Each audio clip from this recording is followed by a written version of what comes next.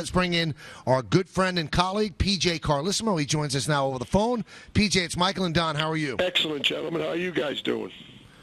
We're doing fine as well. PJ, are you stunned that the Nets have turned it around the way they have after the start that they have and without Brook Lopez to now become really a force and quite a good team and almost unbeatable at home? Not stunned, but I mean a little bit surprised. I've been saying all year I thought Jason would turn it around. I thought they'd sort it out. But I didn't think to this extent. I mean, their record is, I think, the best in the East and fourth best overall, if I read the notes right, since January 1. So I didn't expect to that level, as you said, without Brook Lopez. I mean, I didn't think they would be this good without Brook.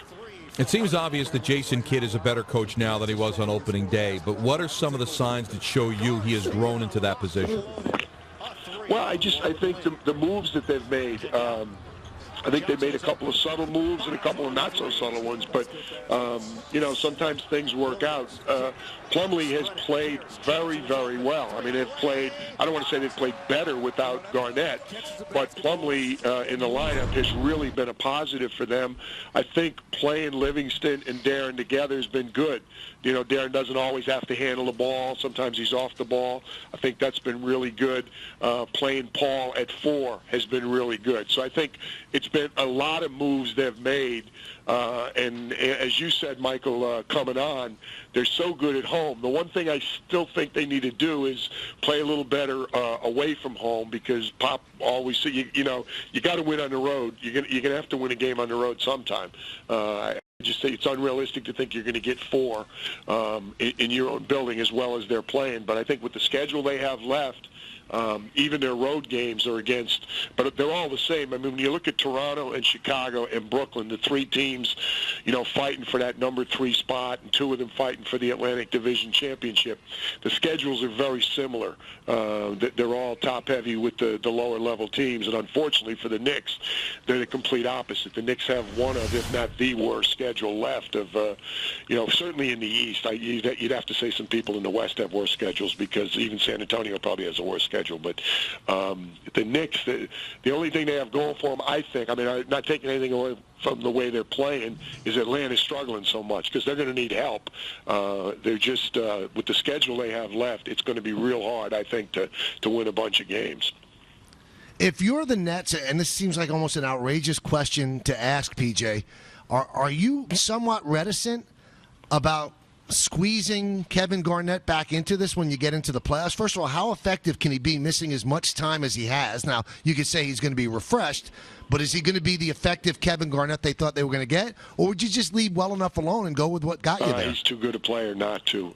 Yeah. You got to have him back. You got to, what he brings to the table, particularly in a playoff setting, is unmatched. So, no, I think from the outside, and none of my business, no, I think you got to bring KG back, and you got to hope that he'll get into playing shape quickly enough, and that what he'll bring, whatever the minutes are, they'll be fine. Everybody's not second guessing, but everybody's wondering about what Indiana did.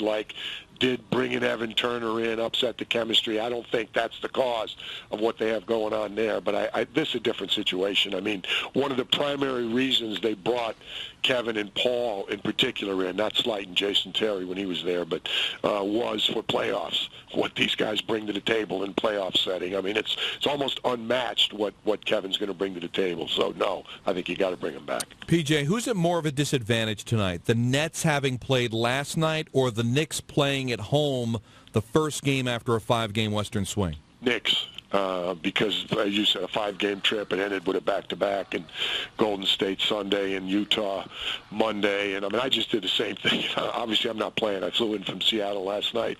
You wake up, it's, 9 a.m., it's 6 a.m. in the morning. That first game back is a disaster, and the Nets back-to-back is mitigated by the fact that they got to cross a bridge. So, it's still a back-to-back. I'm not making light of it, and it was an impressive win over Houston. But I think it's mitigated by the fact that there's no travel involved. And the Knicks, is it going to decide the game? No. But you're asking me if I'm a coach, which one would I be more concerned with? I'd be more concerned with the Knicks one than the Nets one.